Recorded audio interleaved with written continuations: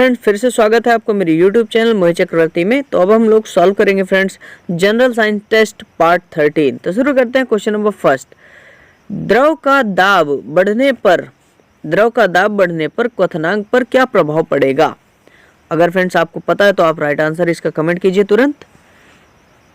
द्रव का दाब बढ़ने पर क्वथनांक पर क्या प्रभाव पड़ेगा? तो इसका राइट आंसर है फ्रेंड्स बढ़ जाएगा, बी ऑप्शन राइट है। अगला क्वेश्चन है पदार्थ की पांचवी अवस्था कौन सी होती है? तो फ्रेंड्स इसका राइट आंसर भी कमेंट कीजिए। फ्रेंड्स देखिए मोस्ट इंपॉर्टेंट क्वेश्चन है ये फ्रेंड्स।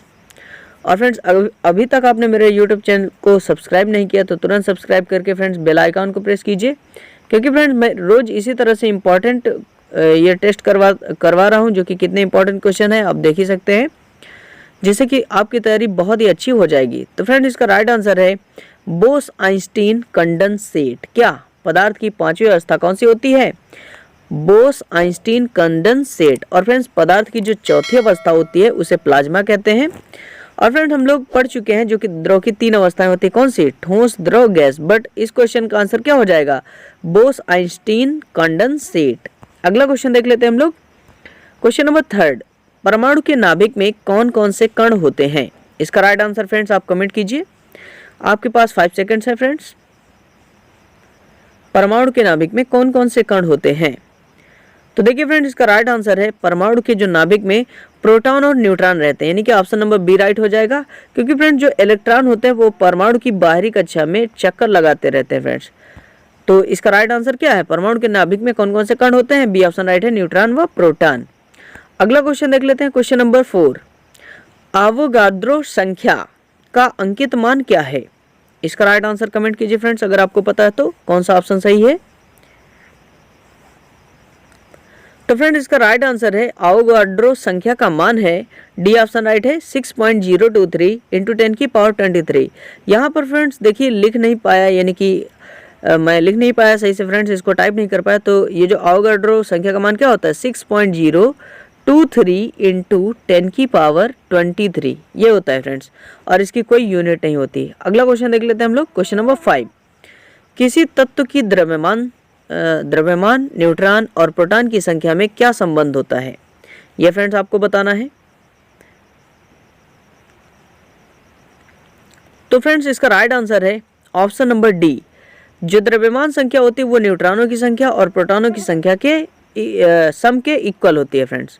यानी किसी तत्व की द्रव्यमान और न्यूट्रॉन और प्रोटॉन संख्या में जो संबंध होता है वो क्या होता है? द्रव्यमान संख्या बराबर होता है न्यूट्रॉन प्लस प्रोटॉन। अगला क्वेश्चन देख लेते हैं हम लोग, क्वेश्चन नंबर 6। किसी तत्व का परमाणु क्रमांक किसके बराबर होता है? तो इसका राइट आंसर फ्रेंड्स आप कमेंट कीजिए। तो फ्रेंड्स किसी तत्व का परमाणु क्रमांक जो होता है वो होता है इलेक्ट्रॉनों के बराबर होता है, इलेक्ट्रॉनों के बराबर होता है और प्रोटॉनों के भी बराबर होता है। यानी कि इस तरह से हमारा राइट आंसर क्या हो जाएगा? ऑप्शन नंबर डी, बी व सी। यानी कि किसी तत्व का परमाणु क्रमांक जो जेड है वो इलेक्ट्रॉनों की संख्या पर यानी ई और किसके इक्वल होता है? प्रोटॉनों की, यानी कि पी।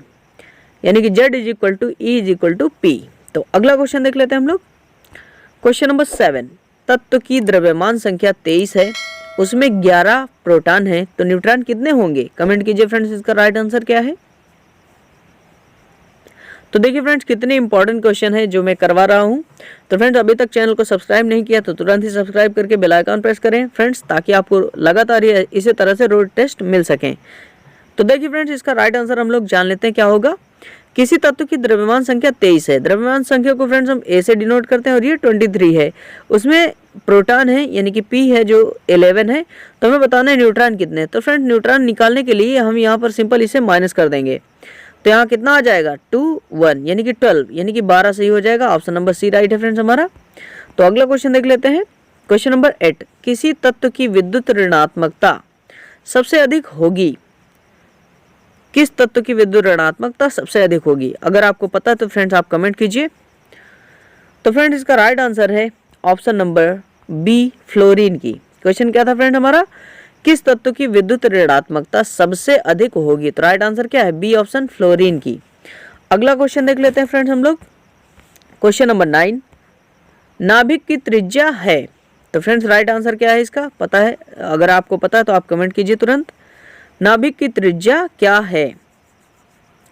तो फ्रेंड्स इसका राइट आंसर है ऑप्शन नंबर सी, 10 की पावर -15 मीटर। नाभिक की त्रिज्या क्या है? 10 की पावर -15 मीटर। अगला क्वेश्चन देख लेते हैं हम लोग, क्वेश्चन नंबर 10। परमाणु को सर्वप्रथम किसने विभाजित किया?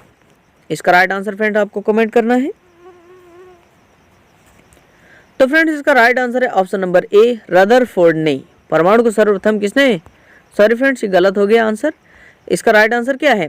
क्वेश्चन है फ्रेंड्स हमारा, परमाणु को सर्वप्रथम किसने विभाजित किया था? तो देखिए फ्रेंड्स, जैसे कि मैं कंफ्यूज हो गया तो इस तरह से आपको भी कंफ्यूज नहीं होना है। इसका राइट आंसर ये रदरफोर्ड नहीं है फ्रेंड्स, क्या है? बैकुरल है। आपको कंफ्यूज नहीं होना है। यानी कि परमाणु को सर्वप्रथम किसने विभाजित किया? बैकुरल ने। तो अगला क्वेश्चन देख लेते हैं फ्रेंड्स। अगला क्वेश्चन है हमारा, किसी तत्व का वह सूक्ष्मतम कण जो स्वतंत्र अवस्था में रह सकता है क्या कहलाता है? इसका राइट आंसर फ्रेंड्स आप सभी को पता होगा। तो इसका राइट आंसर है फ्रेंड्स ऑप्शन नंबर बी, अणु। क्या? मॉलिक्यूल, जो कि स्वतंत्र अवस्था में रह सकता है। अगला क्वेश्चन देख लेते हैं हम लोग, क्वेश्चन नंबर 12। परमाणु संख्या का पता किसने लगाया? तो इसके ऑप्शंस कुछ नीचे भी हैं फ्रेंड्स। परमाणु संख्या का पता किसने लगाया? रदरफोर्ड ने, ग्राहम बेल ने, या फिर वर्नियर ने, या फिर मोजले ने। तो फ्रेंड्स इसका राइट आंसर है मोजले ने। डी ऑप्शन राइट है, मोजले ने। मोजले ने क्या किया? परमाणु संख्या का पता लगाया। अगला क्वेश्चन है, अल्फा किरणों पर कौन सा आवेश होता है? तो ये फ्रेंड्स आपको बताना है और इसके ऑप्शंस हैं धनावेश, ऋणावेश, उदासीन, या फिर इनमें से कोई नहीं। अल्फा कण यानी इनमें कैसा आवेश होता है? धनावेश होता है, ऋणावेश होता है, या फिर आवेश होता ही नहीं है, +-0। तो इसका राइट आंसर है फ्रेंड्स धनावेश होता है। ये जो अल्फा कण है इसका जो आवेश होता है वो धनावेश होता है, और बीटा कण में फ्रेंड्स ऋणावेश होता है, और जो गामा कण होते हैं वो उदासीन होते हैं, अर्थात उनमें कोई आवेश नहीं होता। अगला क्वेश्चन है, बीटा किरणें अर्थात बीटा किरणों का वेग कितना होता है? ये फ्रेंड्स आपको बताना है। कमेंट कीजिए अपना राइट आंसर फ्रेंड्स, कौन सा ऑप्शन सही है। बीटा किरणों का वेग कितना होता है? तो इसका राइट आंसर है फ्रेंड्स ऑप्शन नंबर डी, प्रकाश के वेग का 9/10वां भाग इसके बराबर होता है फ्रेंड्स। प्रकाश के वेग का 9/10वां भाग। अगला क्वेश्चन है, किन किरणों का वेग प्रकाश के वेग के समान होता है? तो इसका राइट आंसर फ्रेंड्स कमेंट कीजिए अगर आपको पता है। क्वेश्चन है हमारा, किन किरणों का वेग प्रकाश के वेग के समान होता है? तो फ्रेंड्स इसका राइट आंसर है, क्वेश्चन नंबर 15 का राइट आंसर है गामा किरणों का। क्या? गामा किरणों का जो आवेग है, वेग है, वो प्रकाश के वेग के समान होता है। अगला क्वेश्चन है, किन किरणों की भेदन क्षमता सबसे अधिक होती है? तो कमेंट कीजिए फ्रेंड्स इसका राइट आंसर क्या है। तो इसका राइट आंसर है friends option number C, gamma किरणों की। अगला क्वेश्चन देख लेते हैं, गामा किरणों की खोज किसने की? बैकुरल ने, या रदरफोर्ड ने, या रैमजे ने, या W.K. रंजन ने? तो फ्रेंड्स इसका राइट आंसर है गामा किरणों की खोज की बैकुलर ने, ऑप्शन नंबर ए, बैकुरल ने। अगला क्वेश्चन है, किसी परमाणु से एक अल्फा कण निकल जाने पर द्रव्यमान संख्या में तथा परमाणु क्रमांक में क्या प्रभाव पड़ेगा? और ये इसके फ्रेंड्स ऑप्शंस हैं, द्रव्यमान संख्या में 1 की कमी तथा परमाणु क्रमांक में 1 की कमी, या फिर सेकंड ऑप्शन है द्रव्यमान संख्या में 2 की कमी तथा परमाणु संख्या में 2 की कमी, या द्रव्यमान संख्या में 3 की कमी या परमाणु संख्या में 4 की कमी, या फिर अगला है ऑप्शन द्रव्यमान संख्या में 4 की कमी तथा परमाणु संख्या में 2 की कमी। तो देखिए फ्रेंड्स हमारा क्वेश्चन जो है, किसी परमाणु से एक अल्फा कण निकल जाने पर द्रव्यमान संख्या में तथा परमाणु संख्या में क्या प्रभाव पड़ेगा? तो इसका राइट आंसर है फ्रेंड्स ऑप्शन नंबर डी, द्रव्यमान संख्या में 4 की कमी हो जाएगी और परमाणु संख्या में 2 की कमी हो जाएगी फ्रेंड्स। तो अगला क्वेश्चन देख लेते हैं हम लोग, क्वेश्चन नंबर 19। फोटान की ऊर्जा E तथा संवेग P तथा वेग C में क्या संबंध है? ये फ्रेंड्स आपको बताना है। तो कमेंट कीजिए इसका राइट आंसर। फोटान की ऊर्जा E, संवेग P तथा वेग C में क्या संबंध है? तो इसका राइट आंसर है friends option number B, P = E/C। P = क्या? E/C। अगला क्वेश्चन देख लेते हैं हम लोग, क्वेश्चन नंबर 20। तत्व के सबसे छोटे भाग को क्या कहा जाता है? परमाणु, अणु, कण, या फिर इलेक्ट्रॉन? तो आपको आंसर कमेंट करना है। आपको क्या है इसका राइट आंसर? तत्व के सबसे छोटे भाग को क्या कहा जाता है? तो इसका राइट आंसर है फ्रेंड्स ऑप्शन नंबर ए, परमाणु कहा जाता है। क्या हमारा क्वेश्चन हमारा क्वेश्चन ये था फ्रेंड्स, तत्व के सबसे छोटे भाग को क्या कहते हैं? परमाणु कहते हैं, एटॉम। अगला क्वेश्चन है, जब दो इलेक्ट्रॉन एक ही कक्षा में होते हैं तो उनमें क्या पाया जाता है? कमेंट कीजिए फ्रेंड्स इसका भी राइट आंसर। तो इसका राइट आंसर है फ्रेंड्स ऑप्शन नंबर बी, विपरीत चक्रण। जब दो इलेक्ट्रॉन एक ही कक्षा में होते हैं तो इनमें क्या पाया जाता है? विपरीत चक्रण। अगला क्वेश्चन है, किसी तत्व के परमाणु की दूसरी कक्षा में अधिकतम इलेक्ट्रॉनों की संख्या कितनी है? तो कमेंट कीजिए फ्रेंड्स इसका भी राइट आंसर क्या है?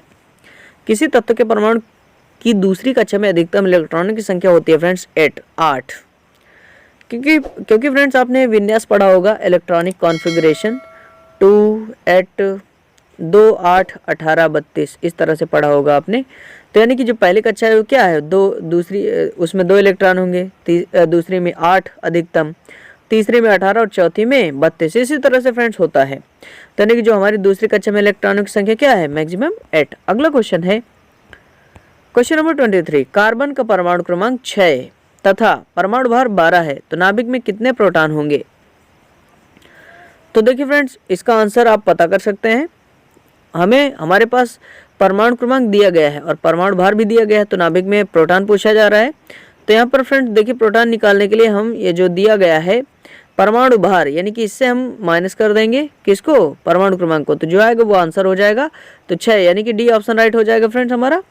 अगला क्वेश्चन है, अनिश्चितता का सिद्धांत किसने दिया? इसका राइट आंसर फ्रेंड्स आपको कमेंट करना है। क्वेश्चन इंपॉर्टेंट है फ्रेंड्स, ये सारे क्वेश्चन इंपॉर्टेंट है जैसे कि आप देख ही सकते हैं, तो बहुत ध्यान से पढ़िएगा। तो अनिश्चितता का सिद्धांत किसने दिया? इसका राइट आंसर है ऑप्शन नंबर सी, हाइजेनबर्ग ने। अनिश्चितता का सिद्धांत किसने दिया? हाइजेनबर्ग ने। अगला क्वेश्चन है, इलेक्ट्रॉन तब तक युग्मित नहीं होते हैं जब तक उनके लिए प्राप्त रिक्त कक्षक समाप्त न हो जाए। यह किसका सिद्धांत है? ये फ्रेंड्स आपको बताना है। जब तक इलेक्ट्रॉन तब तक युग्मित नहीं होते जब तक उनके लिए प्राप्त रिक्त कक्षक समाप्त न हो जाए। यह सिद्धांत किसका है? तो इसका राइट आंसर है friends option number A, Friedrich Hund का। किसका? फ्रेडरिक हुंड का। तो फ्रेंड्स अगला क्वेश्चन तो है नहीं, अब आपके लिए प्रश्न है, आपको इसका आंसर कमेंट करना है। तो क्वेश्चन ये है फ्रेंड्स, तत्वों की प्रकृति को किस प्रकार ज्ञात किया जा सकता है? अब आपको आंसर अपना इसमें से चूज करना है। ये ऑप्शंस दिए गए हैं, परमाणु में उपस्थित इलेक्ट्रॉनों की संख्या द्वारा, या नाभिक में उपस्थित प्रोटॉनों की संख्या द्वारा, या नाभिक में उपस्थित प्रोटॉनों की संख्या के द्वारा, या फिर इनमें से कोई नहीं। तो फ्रेंड्स टेस्ट आपको अच्छा ही लगा होगा तो वीडियो को लाइक करें तुरंत, और अगर नए हैं तो पहली बार आए हैं तो चैनल को तुरंत सब्सक्राइब करके बेल आइकन प्रेस करें फ्रेंड्स। क्योंकि फ्रेंड्स मैं रोज ही साइंस का टेस्ट और जियोग्राफी का टेस्ट सॉल्व करवाता हूं, जिनके बहुत ही अच्छे क्वेश्चन है जो आपके आने वाले एग्जाम के लिए वेरी इंपॉर्टेंट है। तो फ्रेंड्स मिलेंगे अगले दिन जियोग्राफी टेस्ट के साथ, तब तक के लिए जय हिंद एंड जय Bharat. Thanks for watching friends.